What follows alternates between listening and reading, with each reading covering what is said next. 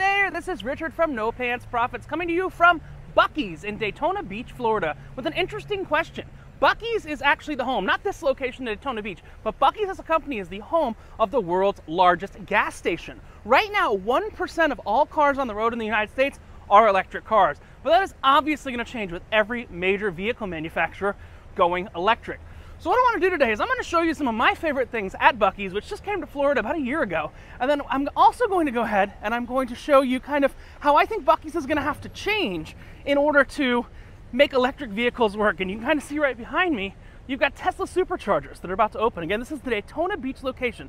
So let's talk about some of the things like Buc-ee's not having seats, Buc-ee's not wanting you to stay here for very long, Buc-ee's wanting to be quick, because guess what? These Tesla superchargers, they're going to take 40 minutes to an hour, depending on what model you have of a Tesla car. Some can charge it 100 kilowatts, some 250, some 300. But when these Tesla chargers open right here, and more Tesla chargers at 17 locations in Buc-ee's all over the United States, what happens when Buc-ee's goes from being a gas station to an EV station? I think that's an important thing to question is, how does the world's largest gas station deal with electric vehicles? Today on No Pants Profits. All right, so with a little bit of editing magic and about an hour of time, we are no longer in Daytona, and we're actually going to explore Buc-ee's, and we're going to explore another Buc-ee's that's up a little further north. The two Buc-ee's that are in the state of Florida are about an hour away from each other. Now, like I said, Buc-ee's is first and primarily thought of as a gas station. So we start out at the gas station. This has more pumps than any gas station around, and very amusingly, this one, which is in St. Augustine, Florida, is right next to a Costco that's opening in 2 days and has their own gas station. So that's kind of an interesting thing. But I wanted to talk about one thing before we dig into EVs and stuff like that, is that they do not allow any semi-rigs. And look, right as I say that, they better be delivering something to Buc-ee's. But the idea of Buc-ee's is you go into Buc-ee's and you get what you want and you go. They don't want you staying there. They don't want you loitering. They don't want you doing anything like that. Most of the closer spots are for the gas station. So if you want to gas up and go, you are good to go to gas up and go. Now, motorhomes are allowed and other things that are not big rigs are allowed, but generally big rigs are not allowed. I think that big rig that was coming in right when we were coming in looks like they're actually making a delivery to Buc-ee's. But the actual big rig trucks probably doesn't even show up on their GPS, because big rigs have specialized GPSs. But let's go back to the main part of the story. Eventually, a lot of these gas pumps are going to have to change to EV chargers. And I really do think that they kind of built the infrastructure of these areas knowing this. Now, this St. Augustine location is not one of the 17 Buc-ee's locations that will be getting Tesla superchargers. That does not mean they won't be getting charge point stations or any other stations like that, but this is the St. Augustine Buc-ee's location, and it will not be getting superchargers. Now, the thing is, like we were discussing earlier, you know, when you have a supercharger or you have an electric car charger, it does take time to actually go ahead and charge that car. So it takes you a pretty significant amount of time to be able to electrically charge the car. Very simple, very easy. Now, they wouldn't put two next to each other because you've got 50 miles between the two stores. You know, you've got 50, 60 miles between the two stores. But I want to give you an idea, but a lot of people that are road tripping in their Teslas or road tripping in their other cars or road tripping in any whatever kind of EV they want, you know, sometimes they want to get out of the car, come in and have a seat. Something very unique about Buc-ee's, two very unique things about Buc-ee's that may have to change as it kind of evolves to be more EV friendly, is there is fantastic air conditioning, but there is no indoor seating. So there's no indoor seating, and it's actually so crazy that they even have some seats. We're going to jump in a second, but we'll take a look at the main entrance right here. You can see they have some seats, and they tell you, don't even try. Don't even think about it. So I'll give you an idea. Walk around, we'll talk about this, but that's the important thing. There are no seats in a Buc-ee's, which is, if you want to get out of your car, you want to do something like that, you know, you might want to have a place to sit. You're going to see there is no place at all to sit.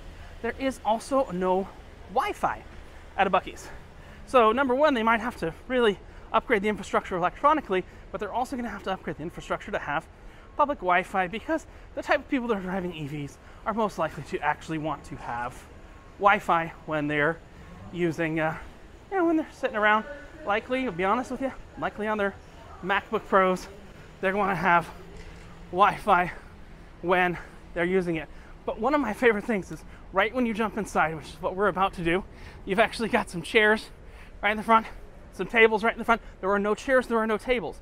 The goal is, like, literally, if you look around, I'll flip it around a second, there are no chairs, there are no tables. The goal is take it and go. I took my dad here for the first time today. He's like, where do I eat? Like, you go out to the car and you eat out in the car. But even if we take a look at the tables right here, this is how much they kind of don't want you eating here. Don't want you actually consuming your thing here for your safety and for the fact that we don't want you eating here. Display only, not available for personal use. There's a table. There's some chairs for your safety, not available for use. So, kind of gives you a bit of an idea. I will tell you, perfect for the EV traveler when you're down south. Who knows about up north? But perfect for the EV traveler when you are down south is Buc-ee's. The two in Florida have amazing, amazing, amazing air conditioner. So that is really useful. But I think that's some of the main things they've got to do. They've got to add seating. They've got to add significantly more chargers, and they've got to add Wi-Fi in order to, people want that connectivity. They want to be able to use their laptop without needing a hotspot, because still not a lot of people have laptops with SD cards, SIM cards built in. Let's go ahead and let's go into the Buc-ees. So this is the Buc-ees. If you've never been into one before, they sell a lot of their own merchandise, clothing-wise. It is coming into the Halloween season because July has finally ended. It's August 1st. And this is just a little idea. It is really kind of a madhouse in here. But, it kind of looks like an outdoor world. Very much like an outdoor world. If you wanted to get some brands for your steaks, you could get some brands for your steaks. If you wanted a R, you can get an R. If I wanted for no pants profits, if I wanted a P and an N, I get some no pants profits right there. But the idea is that Buc-ee's is kind of like a Wawa meets an outdoor world. I was watching a comedy video the other day. I give them credit, I'll link it down below. They called it kind of a gas pro shop right now. It is a gas station, but it is so much more than your traditional gas station. So what I want to do is, yes, we're discussing, in the future, a lot of you that have EVs are going to have to stop along the road. If you're doing a road trip, you're not going to use this every day of the week, but if you're doing a road trip or you're doing something like that, you're going to have, they have order numbers. But if you're having a road trip or something like that, you're going to want to stop and you're going to want a quick charge. So that's the idea if you want to do a quick charge there. But what I want to show you is I want to show you 10 food items that I like the best at Buc-ee's. I've been to Buc-ee's about 5 or 6 times over the past few years, and I want to show you my top 10 food items. So one of the first ones is their world famous jerky. So this is number 1, world famous jerky. Right here, got a whole wall of it. And my favorite flavor, your favorite flavor may vary, but the juiciest, I've tried all of them. The juiciest one right there is actually the teriyaki jerky. That is the juiciest of all of the world famous jerkies. That is the juiciest of all the world famous jerkies, is the teriyaki jerky. Now Buc-ee's does make, or at least they have co-packers make, a majority of their products. Now they do sell some things that are, not made, but most of it is actually the fresh goods are made in-house. And what you've got is you've got the fresh goods that are made in-house, and you've got everything else made like that. So teriyaki jerky is number 1. Number 2, choice number 2 is actually the Box-O Fudge. So we got that Box-O Fudge right here, and that Box-O Fudge has a variety of all of the different fudges for a low price. It's almost like a pound of fudge for a great price overall. That is number 2 in my recommendations there.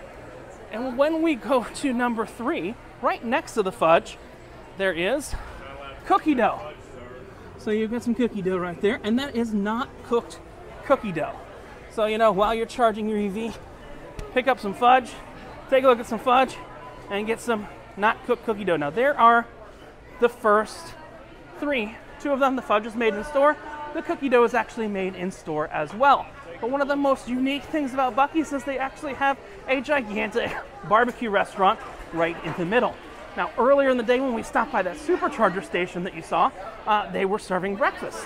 Now they are actually serving lunch. So I want to give you some lunch recommendations. This is the pulled pork sandwich. Not my top recommendation, but they're making it right now, so I'll show you. And we got some brisket on the board. So he's cutting some brisket on the board. But you got that sandwich right there. That's the pulled pork sandwich. That's probably the most popular sandwich they have. But I will tell you my favorite sandwich they have is right here called the Buc-ees Club Melt. So you got the Buc-ees Club Melt. And earlier this morning we did go ahead and we got a breakfast burrito as well as some brisket. So we had a breakfast burrito, big breakfast burrito, and some brisket earlier this morning. And when you're talking about brisket, you can actually get brisket on its own. So, you know, if you're at home, you got a big family, you want to feed a big family for a relatively good price, you can get brisket on a per pound basis, either chopped or sliced. So chopped or sliced, per pound basis. That is in the top 10 list. And something that doesn't really need to be in the list on its own, but really is kind of important at the same time, is the barbecue sauce they're using. Buc-ee's does have their own barbecue sauce that is kind of sweet and spicy at the exact same time. So you've got, this is on the brisket as well as on the sandwich that I was recommending, that club sandwich. So you got the brisket and the club sandwich. And a runner-up to those, if you really want to eat a lot, is to get the turkey sandwich as well. So that is kind of the runner-up, is the turkey sandwich. Now, they actually make a lot of their own. I'm looking at my notes right now. They actually make a lot of their own food, a lot of their own snacks. And I want to show you one of my favorite subsections of the snacks they make, which are covered pretzels. So they got pretzels that are covered in all kinds of different things, which is something that belongs on my top 10 list as well. So you've got covered pretzels that are covered in white chocolate, dark chocolate, every kind of chocolate you can imagine. Raspberry yogurt, blueberry yogurt, strawberry yogurt, cinnamon yogurt. You can see all the different yogurt pretzel flavors right there. Chocolate covered, sea salt caramel, cinnamon yogurt, and all of those different things like that. And if you have more of a sweet tooth after having those yogurt pretzels, I would also recommend taking a look at some of the sour candy. The sour candy rolls, the strawberry power candy, as well as the sour power candy belt.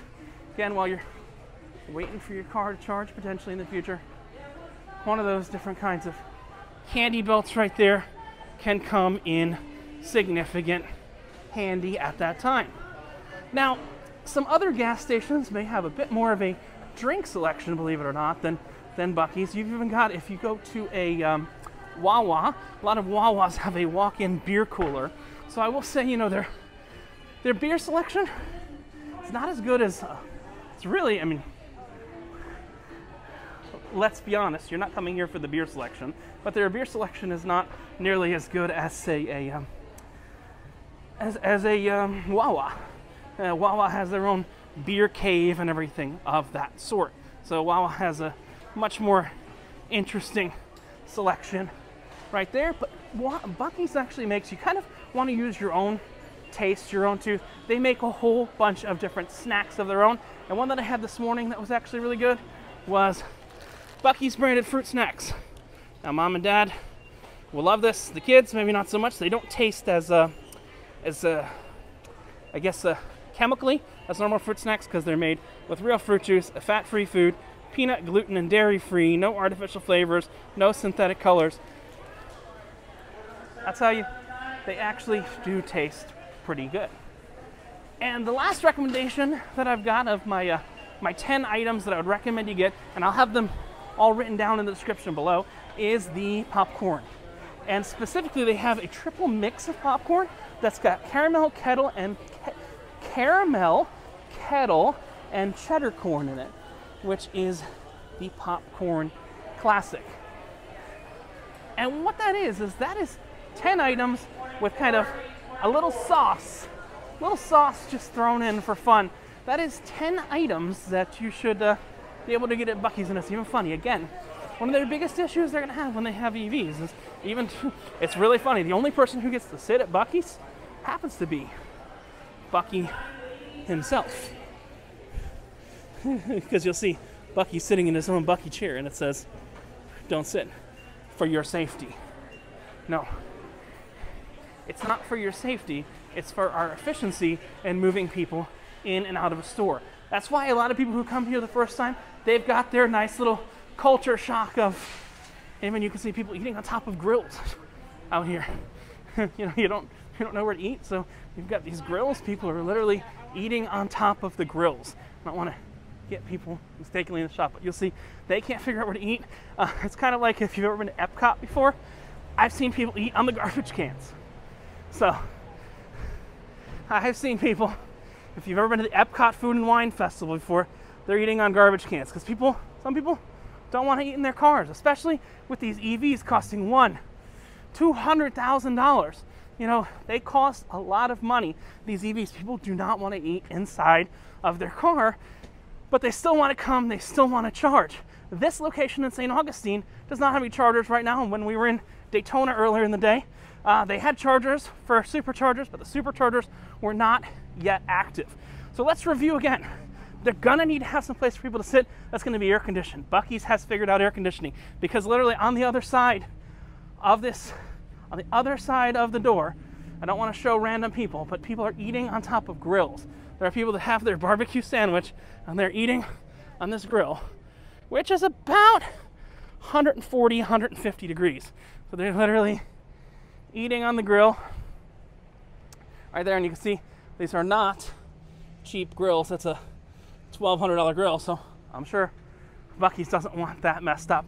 They need to have some Wi-Fi because people with their laptop might want to get some work done, don't want a hotspot, don't want to do anything like that. Buc-ee's does not yet have a public Wi-Fi that is available. And, you know, they need chargers, they need the infrastructure for chargers, they need Wi-Fi, and they need seating because people don't want to sit and eat in their cars while it's charging. They don't want to sit and waste the AC and keep it on while it's charging and everything like that. But that's just a little idea of, you know, what Buc-ee's may need to do in order to go from gas to more of an EV or electric vehicle friendly approach. This is Richard coming to you from St. Augustine with Mr. Bucky Bucko himself, reminding you that I guess when you're at a gas station, the world's largest gas station brand, not this location as well, it's actually in Texas, and you wear no pants, the only thing you have left to lose is your shirt. If you have any other ideas for things below that Buc-ee's could do to be more EV friendly in the future, feel free to comment them below. And remember, when you wear no pants, the only thing you got left to lose is your shirt. Have a great one.